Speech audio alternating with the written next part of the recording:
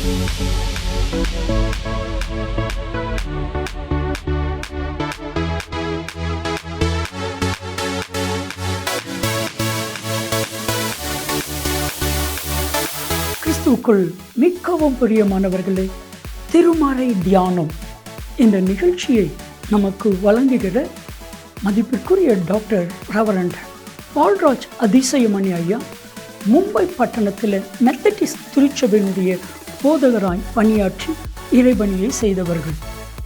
கடந்த 40 ஆண்டுகளாக இந்தியாவிலும் உலகத்தின் பல தேசங்களிலும் ஆண்டவருடைய அருள் வார்த்தையை வல்லமையாய் பிரசங்கித்து வருகிறார்கள். திருச்சபைகள், ஊழியர் நிறுவனங்கள், இன்னும் பல பகுதிகளிலே கர்த்தரால் வல்லமையாய் பயன்படுத்தப்பட்டு வருகிறார்கள். முழு வேதாமத்தை குறித்தான விளக்க உரையும் ஏறத்தாழ 125 புத்தகங்களும் கர்த்தர் அவர்களை கொண்டு எழுத வைத்திருக்கிறார்.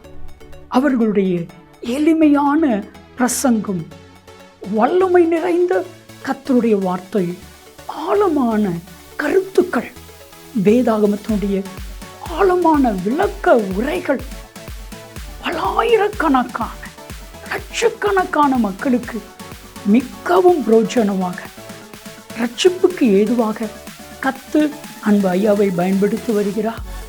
இப்பொழுதும் நமது கிராஸ் டிவியில் திருமறை தியானம் என்கிற நிகழ்ச்சியில் கர்த்தர் அவர்களை பயன்படுத்துகிறார். இந்த நிகழ்ச்சியை மற்றவர்களுக்கு சொல்லுங்க, நீங்களும் பாருங்க. கர்த்தர் அன்பு ஐயாவை வல்லமையாக எடுத்து பயன்படுத்துவார். ஆண்டோடைய பிரசன்னத்தில் மீண்டும் உங்களை காணும் பொழுது அதிக மகிழ்ச்சி அடைகிறேன்.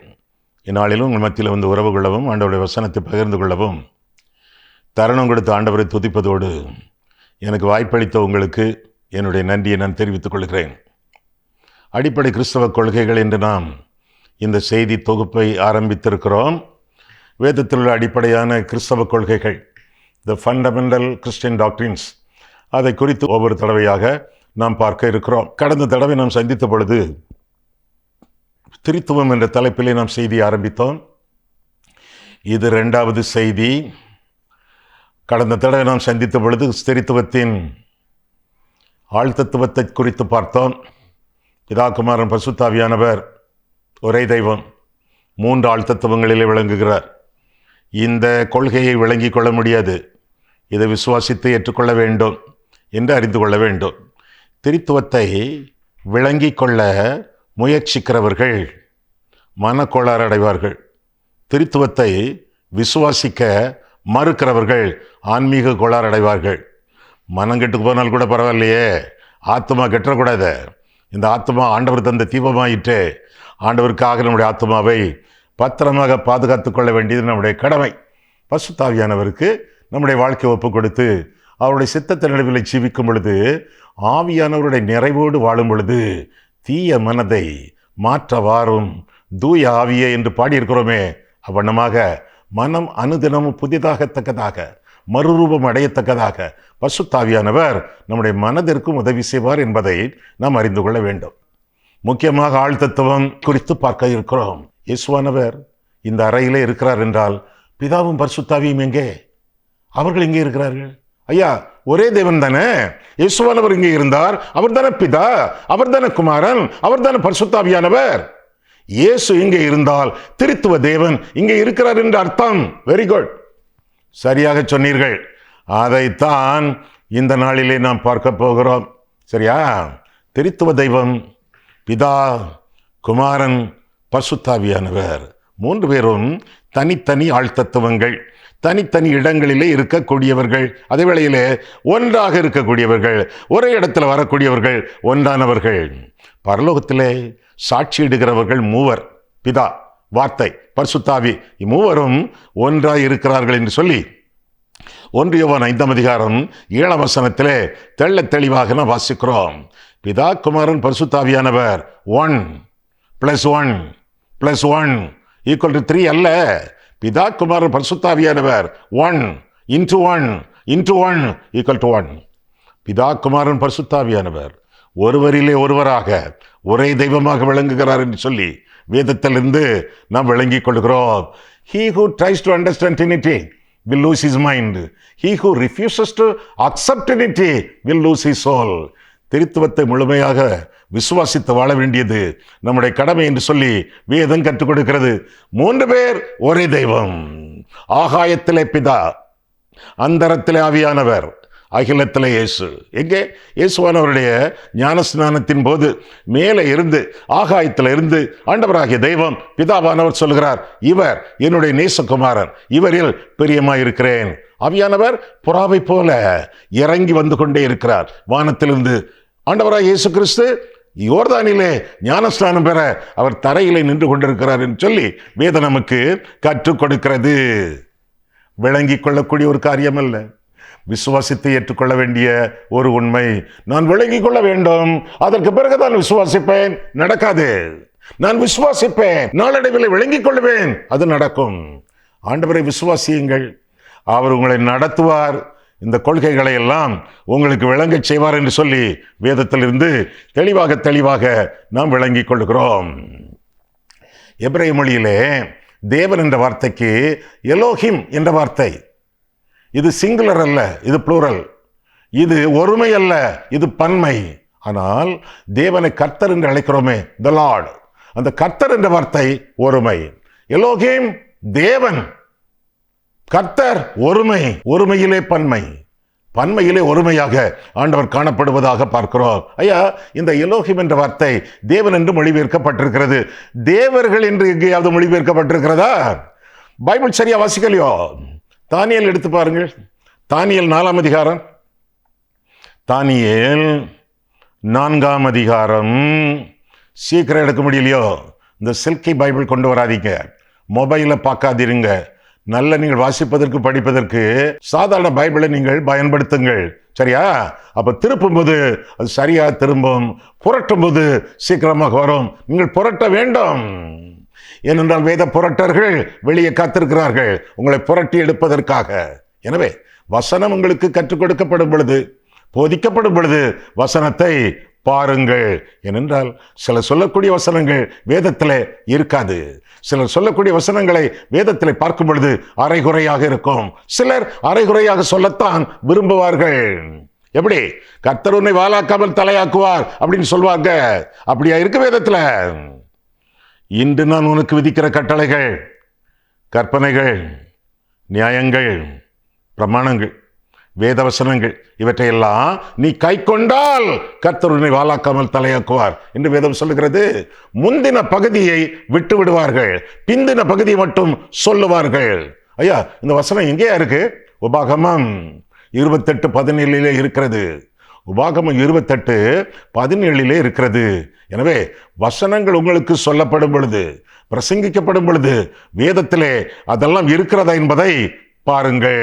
எடுத்திருப்பீங்களே, தானியேல் 4ஆம் அதிகாரம் 8ஆம் வசனம். கடைசியிலே என் தேவனுடைய, தேவன் ஒருமைதான, சிங்குலர், என் தேவனுடைய நாமத்தின்படியே பெல்தெஷாத்சார் என்னும் பெயரிடப்பட்டு பரிசுத்த தேவர்களின், தேவன் ஆரம்பிக்குது, தேவர்கள் நீ முடிய போகுது. ஒருமையிலே ஆரம்பித்து பன்மையிலே முடிகிறது. எப்படி இருக்கு வசனங்கள் எல்லாம்? ரசிப்பீங்க, ருசிப்பீங்க. ஒழுங்கா வேதாகமத்தை நீங்கள் வாசிப்பீர்கள் என்றால் 8ஆம் வசனம் மீண்டும், கடைசியிலே என் தேவன், தேவனுடைய நாமத்தின்படியே பெல்தெஷாத்சார் என்னும் பெயரிடப்பட்டு பரிசுத்த தேவர்களின் ஆவியையுடைய தானியேல் என்று வாசிக்கிறோம். பரிசுத்த ஆவியை பெற்ற தானியேல் அப்படி இல்லை, பரிசுத்த தேவர்களின் ஆவியையுடைய தானியேல் என்னிடத்தில் கொண்டு வரப்பட்டான். அவனிடத்தில் நான் சொப்பனத்தை விவரித்து சொன்னதாவது, சொப்பனத்தை சொல்லுகிறான், அர்த்தத்தை அவன் பிரதியுத்தரமாக அறிவிக்கிறான். இன்னொரு வசனம் பார்க்கவா? 5ஆம் அதிகாரம், தானியேல் 5ஆம் அதிகாரம் 11ஆம் வசனத்தை பார்க்கையில், உம்முடைய ராஜ்யத்திலே ஒரு புருஷன் இருக்கிறான், அவனுக்குள் பரிசுத்த தேவர்களுடைய, எலோஹிம் தேவன், தேவர்கள் என்று மொழிபெயர்க்கப்படுகிறது பல வசனங்களிலே. சில வசனங்களை மட்டும் உங்களுக்கு சுட்டிக்காட்டி கொண்டிருக்கிறேன். பரிசுத்த தேவர்களுடைய ஆவி இருக்கிறது. உம்முடைய பிதாவின் நாட்களில் வெளிச்சமும் விவேகமும் தேவர்களின், மீண்டும் எலோஹிம் தேவன், தேவர்களாக சொல்லப்படுவதாக பார்க்கிறோம். தேவர்களின் ஞானத்துக்கு ஒத்த ஞானமும் அவனிடத்தில் காணப்பட்டது என்று சொல்லி வேதம் நமக்கு கற்றுக் கொடுக்கிறது. இன்னும் 11ஆம் அதிகாரம் பார்ப்போமா? 11ஆம் அதிகாரத்தில் நான் பார்க்கும் பொழுது இன்னும் அந்த காரியம் மெய்ப்பிக்கப்படுவதாக நம் வேதத்திலே வாசிக்கிறோம். தானியேல் 11ஆம் அதிகாரம் 37ஆம் வசனத்திலே நாம் காண்கையிலே, அவன் தன் பிதாக்களின் தேவர்களை மதியாமலும் ஸ்திரீகளின் சிநேகத்தையும் எந்த தேவனையும் மதியாமலும் எல்லாவற்றிலும் தன்னை பெரியவனாக்கி என்று சொல்லி தொடர்ந்து வாசிக்கிறோம். தேவன் தேவர்கள் என்ற வார்த்தைகள் ஆங்காங்கு திரும்ப திரும்ப மீண்டும் மீண்டும் சொல்லப்படுவதாக நான் வாசிக்கிறோம். மீண்டும் நான் சொன்ன கருத்து, பழைய ஏற்பாட்டிலே எபிரேய மொழி எழுதப்பட்ட காரியங்களிலே தேவன் தேவர்கள் என்று மொழிபெயர்க்கப்படுகிறது பல இடங்களிலே. காரணம், அந்த தேவன் என்ற வார்த்தை பழைய ஏற்பாட்டிலே எபிரேய மொழியிலே எலோஹிம், அது பன்மையான ஒரு வார்த்தை. தேவர்கள் என்று மொழிபெயர்ப்பது தகுந்த ஒரு மொழிபெயர்ப்பு. அதே வேளையிலே கர்த்தர் என்ற வார்த்தை காணப்படுகிறதே, அது ஒருமையான வார்த்தை, சிங்குலர் வார்த்தை. எப்படியும் தேவன் என்று சொல்லி பார்க்கும் பொழுது அவர் தேவர்கள் என்று மொழிபெயர்க்கக்கூடிய அளவிலே பன்மையிலே சொல்லப்படுவதாக நாம் பார்க்கிறோம். சில உதாரணங்களை நாம் பார்ப்போமே. தேவன், ஒரே தெய்வம், 3 ஆழ்த்தத்துவங்களில் விளங்குவதை உலக பிரகாரமான சில உதாரணங்களிலே நாம் பார்ப்போமா? எந்த உதாரணமும் 100க்கு 100 சரியாக இருக்காது. ஆனால் சில உண்மைகளை அது புலப்படுத்தும். சரியா? முக்கோணம் பார்த்திருக்கீங்களே? முக்கோணம், அதுல 3 சட்டங்கள். ஒரே முக்கோணம், ஒரே தேவன், ஆனால் பிதா, குமாரன், பரிசுத்தாவியானவர். ஒரே முக்கோணத்திலே 3 சட்டங்கள் இருப்பது போல ஒரே தெய்வம் 3 ஆழ்த்தத்துவங்களில் விளங்குகிறார் என்று சொல்லி நாம் அறிந்து கொள்ளலாம். தண்ணீர், அதுக்கு கெமிக்கல் மாலிகுலர் ஃபார்முலா என்ன? H2O. H2O தண்ணீர். அது 3 நிலைமைகளில் இருக்கிறதே. தண்ணீர் ஆண்டவர் படைத்த படைப்பே 3 நிலைமைகளிலே இருக்கும் பொழுது படைத்தவர் 3 நிலைமைகளிலே இருக்க முடியுமா? முடியாதா? நிச்சயமா முடியும். அது என்ன 3 நிலைமைகள்? தண்ணீர், திரவ பொருள், அதுதான் பனிக்கட்டி. திடப்பொருள், அதுதான் ஆவி, நீராவி. வாயு பொருள், திடப்பொருள், திரவ பொருள், வாயு பொருள், ஒரே பொருள். தண்ணீர் 3 நிலைமைகளில் இருக்கிறதே. படைப்பே 3 நிலைமைகளில் இருக்கும் பொழுது படைக்கிறவர் 3 நிலைமைகளிலே இருக்கக்கூடாதா? இருப்பார், இருக்கிறார் என்று சொல்லி வேதத்திலே வாசிக்கிறோம். டைம், காலம், அது எப்படி இருக்கிறது? அதுவும் 3 நிலைமைகளில் இருக்கிறது. கடந்த காலம், நிகழ்காலம், வருங்காலம், ஒரே காலம் 3 நிலைமைகளில் இருப்பதாக வேதத்திலே நாம் வாசிக்கிறோம். ஒரு இடம், ஸ்பேஸ், அது 3 நிலைமைகளில் இருக்கிறது. நீளம், அகலம், உயரம். படைப்புகள் எல்லாம் 3 நிலைமைகளில் இருக்கும் பொழுது படைக்கும் தெய்வம் 3 நிலைமைகளிலே இருப்பது சாத்தியமாகும். ஒளி, உஷ்ணம், சக்தி 3 நிறைந்தது தானே சூரியன். ஒரே சூரியன் ஒளி கொடுக்கிறது, உஷ்ணம் கொடுக்கிறது, சக்தி மிகுந்தது. படைக்கப்பட்ட பொருட்கள் எல்லாம் 3 நிலைமைகளிலே இருக்கிறார்களே. நான் யார் தெரியுமா? நான் ஒரு போதகன் என்று நினைத்துக் கொண்டிருக்கிறீர்கள். ஓரளவு சரிதான். ஆனால் உலக பிரகாரமாக பார்த்தால் நான் ஒரு தகப்பனார், பிள்ளைகள் இருக்காங்களே. நான் ஒரு மகன், அப்பா அம்மா இருக்கிறாங்களே. நான் ஒரு கணவன், மனைவி இருக்கிறாளே. ஒரே ஆள் தான் நான். பால்ராஜ சிவமணி என்பது என்னுடைய பெயர். ஆனால் நான் ஒரே ஆள், ஒரு தகப்பனாக, ஒரு மகனாக, ஒரு கணவனாக இருக்கும் பொழுது தெய்வம், கடவுள் 3 ஆழ்த்தத்துவங்களில் விளங்குவது சாத்திய கூறாகும் என்று சொல்லி வேத நமக்கு கற்றுக் கொடுக்கிறது. தெய்வம் 3 ஆழ்த்தத்துவங்களில் விளங்கக்கூடிய ஒரே தெய்வம் என்று சொல்லி வேத வாசிக்கிறோம். இதை புரிந்து கொள்ள முடியாது. We cannot comprehend Trinity. We should accept it by faith. இதை புரிந்து கொள்ள முடியாது. விசுவாசித்து ஏற்றுக்கொள்ளப்பட வேண்டிய உண்மை, திருத்துவ தெய்வம் அளவுக்கு அதிகமானவர், வரம்பற்றவர், எல்லையில்லாதவர். நாமோ வரம்புக்குள்ளானவர்கள், எல்லைக்குட்பட்டவர்கள். வரம்புக்குட்பட்ட நாம் வரம்பற்ற தெய்வத்தை புரிந்து கொள்ளவே முடியாது. விசுவாசித்து ஏற்றுக்கொள்ள வேண்டியது நம்முடைய கடமை என்று சொல்லி வேத நமக்கு கற்றுக் கொடுக்கிறது.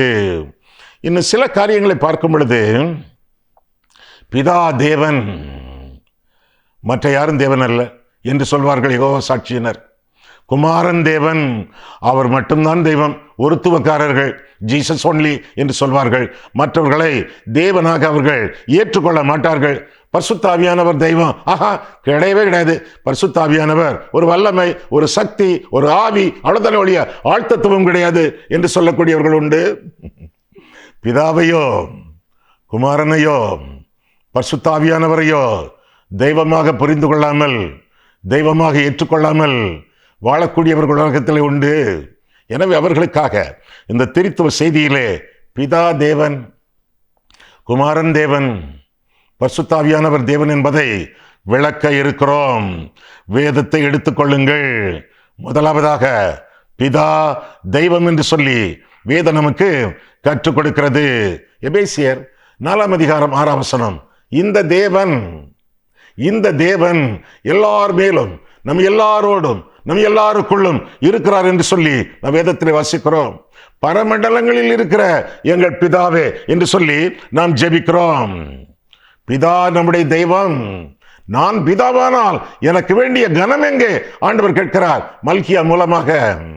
பிதாவானவர் தெய்வம் என்று சொல்லி வேதம் நமக்கு கற்றுக் கொடுக்கிறது.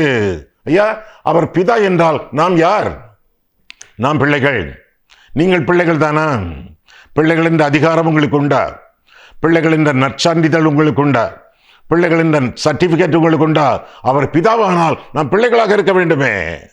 இருக்கிறோமா? ஆதாரம் என்ன?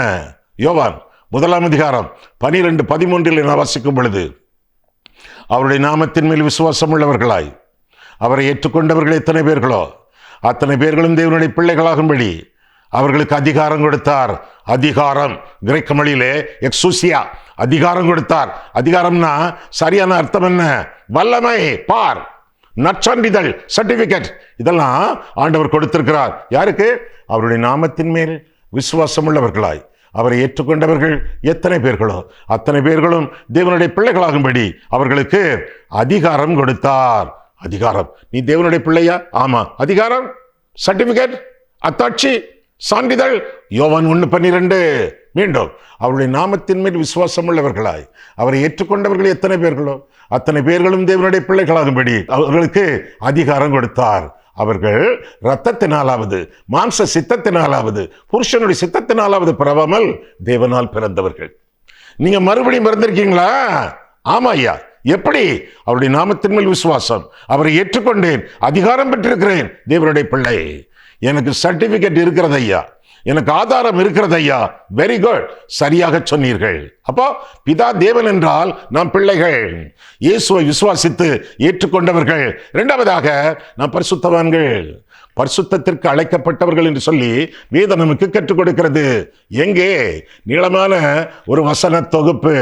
2 கொரிந்தியர் 6 அதிகாரம் பாருங்கள். 2 கொரிந்தியர் 6 அதிகாரம் 13 வசனம் முதல் எடுத்தாச்சா வேதத்துல? 2 கொரிந்தியர் 6:13 முதல். ஆதலால் அதற்கு பதிலாக நீங்களும் பூரிப்பு ஆகுங்கள் என்று பிள்ளைகளுக்கு சொல்லுகிறது போல உங்களுக்கு சொல்லுகிறேன். நீங்கள் பிள்ளைகள், பிள்ளைகளுக்கு சொல்லுகிறது போல சொல்லுகிறேன். 18 பாருங்க. அப்பொழுது நான் உங்களை ஏற்றுக்கொண்டு உங்களுக்கு பிதாவாய் இருப்பேன், நீங்கள் எனக்கு குமாரரும் குமாரத்திகளுமாய் இருப்பீர்கள் என்று சர்வ வல்லமையுள்ள கர்த்தர் சொல்லுகிறார். நீங்கள் பிள்ளைகள், அதிகாரம் உங்களுக்கு உண்டு.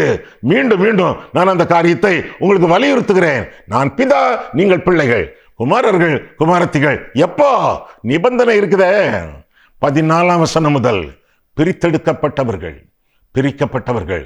முதலாவதாக பிள்ளைகள், இரண்டாவதாக பிரித்தெடுக்கப்பட்டவர்கள். எதிலிருந்து? பாருங்கள், திருமணம் செய்ய யோசித்துக் கொண்டிருக்கிறவர்கள், மற்றவர்களோடு கான்ட்ராக்ட் காரியங்களில் ஈடுபட விரும்புகிறவர்கள், மற்றவர்களோடு வியாபார தொடர்பு பண்ண விரும்புகிறவர்கள் கட்டாயமாக கவனிக்க வேண்டிய கர்த்தருடைய வார்த்தைகள் என்ன?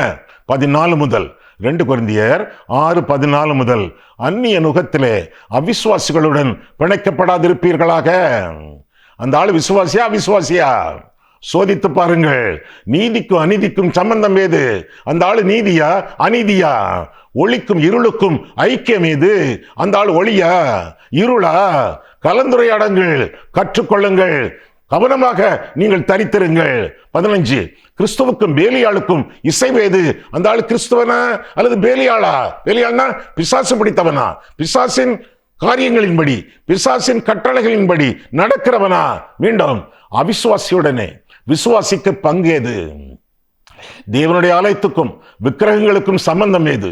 நான் அவர்களுக்குள்ளே வாசம் பண்ணி அவர்களுக்குள்ளே உலாவி அவர்கள் தேவனாயிருப்பேன், அவர்கள் என் ஜனங்களாயிருப்பார்கள் என்று தேவன் சொன்னபடி நீங்கள் ஜீவனுள்ள தேவனுடைய ஆலயமாயிருக்கிறீர்களே. நீங்கள் ஆலயம், அந்த ஆள் அசுத்தம், விலகுங்கள். பிரித்தெடுக்கப்பட்டவர்களாக நீங்கள் வாழுங்கள். ஆனபடியால் நீங்கள் அவர்கள் நடுவில் இருந்து புறப்பட்டு பிரிந்து போய் அசுத்தமானதை தொடாதிருங்கள் என்று கர்த்தர் சொல்லுகிறார். நீங்கள் பெண்ணோ ஆணோ, நீங்கள் ஆலயம், அந்த ஆள் அசுத்தம், விலகிவிடுங்கள். இல்ல, கொஞ்ச நாள் கழித்து திருமண வாழ்க்கை என்பது சம்சாரமாக இருக்காது, சர்க்கஸாக இருக்கும். எனவே பிரிந்து செல்லுங்கள். இப்படிலாம் நீங்க செய்தாதான். கடைசி வசனம் 18, அப்பொழுது நான் உங்களை ஏற்றுக்கொண்டு, இல்லைன்னா ஏற்றுக்கொள்ள மாட்டேன், அப்பொழுது நான் உங்களை ஏற்றுக்கொண்டு உங்களுக்கு பிதாவாய் இருப்பேன், நீங்கள் எனக்கு குமாரரும் குமாரத்திகளுமாய் இருப்பீர்கள் என்று சர்வ வல்லமையுள்ள கர்த்தர் சொல்லுகிறார். பிதாவாகிய தேவன் அவருக்கு பிள்ளைகளாக இருக்கக்கூடியவர்கள், பிள்ளைகளாக உரிமை பெற்றவர்கள், பிரித்தெடுக்கப்பட்டவர்கள். அது மட்டுமல்ல, வேதத்திலே வசிக்கிறோம், இன்னும் அவர்கள் எப்படிப்பட்டவர்கள்? பந்தியிலே பங்கு பெற அவர்கள் தகுதி பெற்றவர்கள். எங்கே வசிக்கிறோம்? மல்கியா எடுத்துக்கொள்ளுங்கள். மல்கியா 1 அதிகாரத்தில் பார்க்கும் பொழுது, அவர் பிதா நம் பிள்ளைகள் என்றால் அதற்குரிய அடிப்படை ரகசியங்கள். மல்கியா 2 அதிகாரம் 5 வசனம் முதலாக வாசிக்கும் பொழுது, மல்கியா 2:5 முதல், இதை உங்கள் கண்கள் காணும், அப்பொழுது நீங்கள் கர்த்தர் இஸ்ரவேலுடைய எல்லை நோக்கி மகிமைப்படுத்தப்படுவார் என்பீர்கள். குமாரன் தன் பிதாவையும் ஊழியக்காரன் தன் எஜமானையும் கனம் பண்ணுகிறார்களே, நான் பிதாவானால் என் கனம் எங்கே?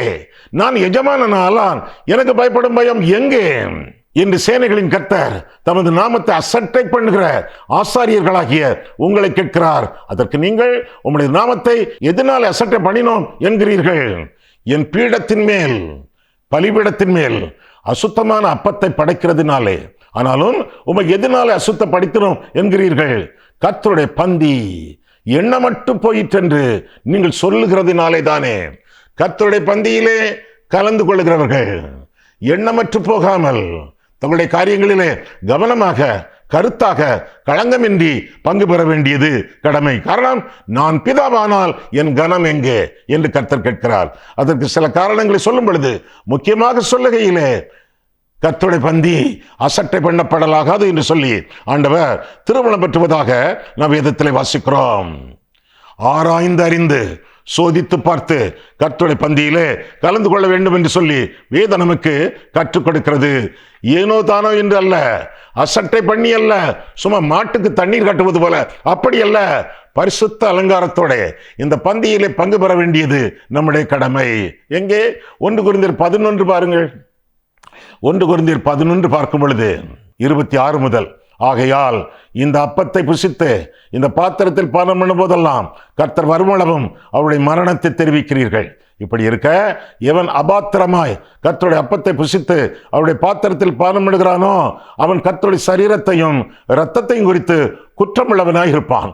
எந்த மனுஷனும் தன்னைத்தானே சோதித்து அறிந்து தற்பரிசோதனை பண்ணி வேதனை உண்டாக்கும் வழி என்னிடத்தில் உண்டோ என்று பார்த்து நித்திய வழியிலே என்னை நடத்தும் என்று கர்த்தரிடத்தில் சொல்லிவிட்டு பரிசுத்தப்படுத்திவிட்டு 28 மீண்டும், எந்த மனுஷனும் தன்னைத்தானே சோதித்தறிந்து இந்த அப்பத்தில் புசித்து இந்த பாத்திரத்தில் பானம் பண்ண கடவன்.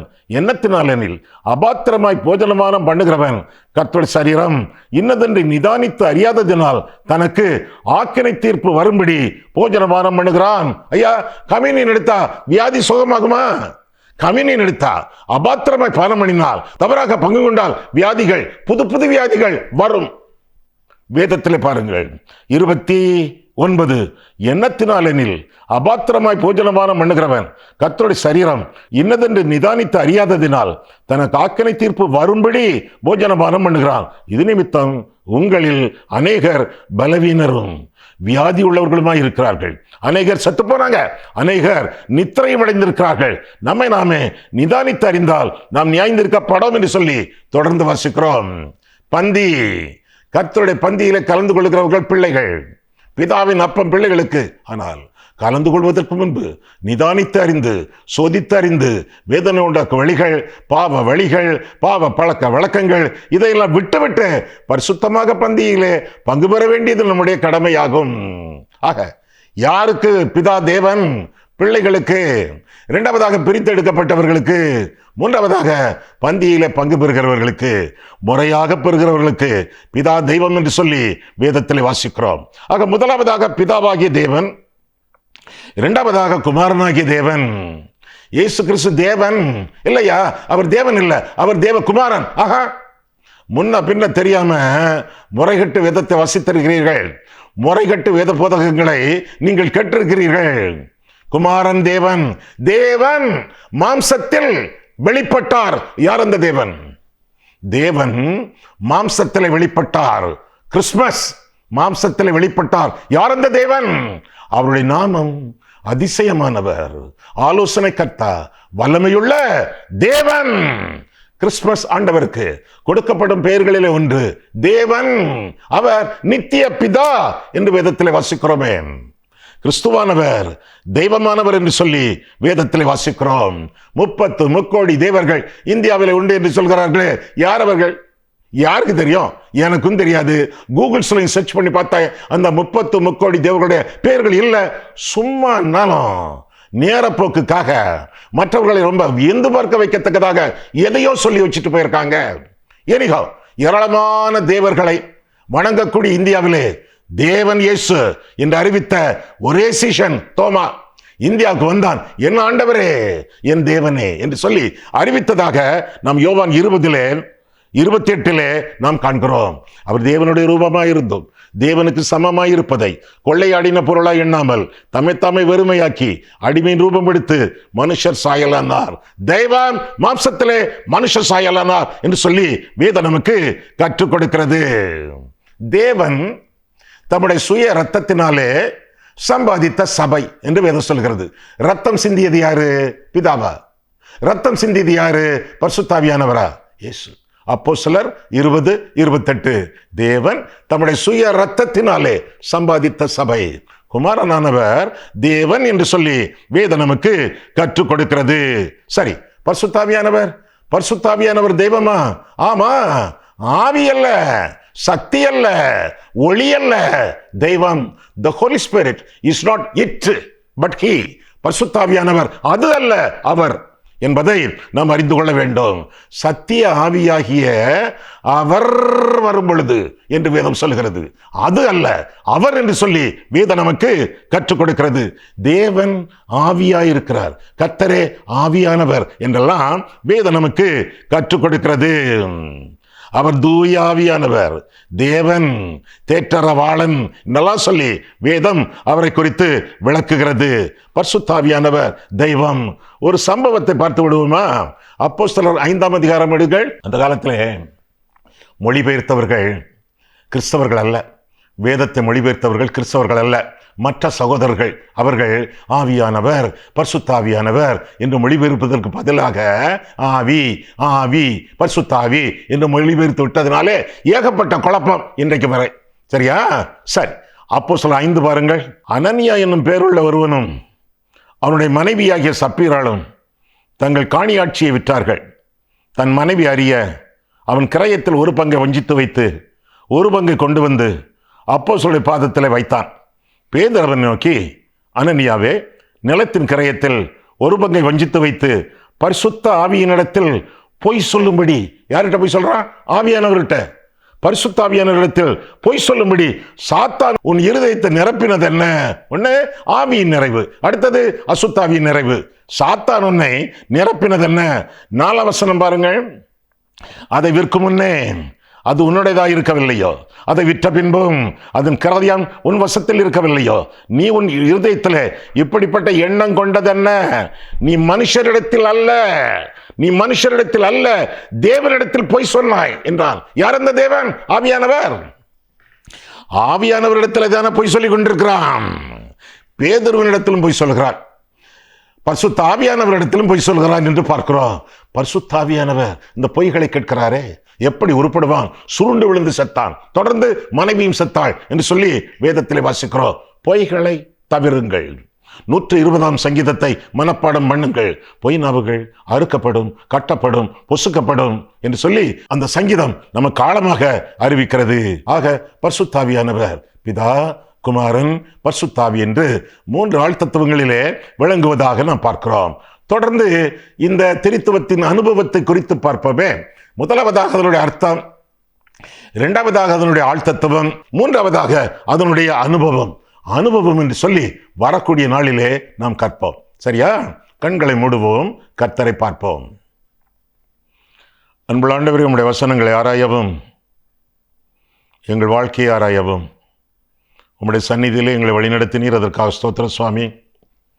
இந்நாட்களிலும் திரித்துவத்தின் அடிப்படையில் சில செய்திகளை நாங்கள் சிந்திக்க தொடங்கிவிட்டோம் கர்த்தாவே. திரித்துவத்தை குறித்த அர்த்தம், திரித்துவத்தை குறித்த ஆழ்த்தத்துவம், இவற்றையெல்லாம் பார்த்த நாங்கள் திரித்துவ அனுபவத்தை நாங்கள் பார்க்கத்தக்கதாக எதிர்நோக்கி இருக்கிறோம். உம்முடைய திருவாக்கால் எங்களை உருவாக்கும். தொடர்ந்து இந்த செய்திகளை நாங்கள் கேட்க எங்களை தகுதிப்படுத்தும். தகுந்த நேரத்திற்கு எங்களை கொண்டு வரும். இயேசு கிறிஸ்துவின் நாமத்தில் ஜெபிக்கிறோம் பிதாவே, ஆமென்.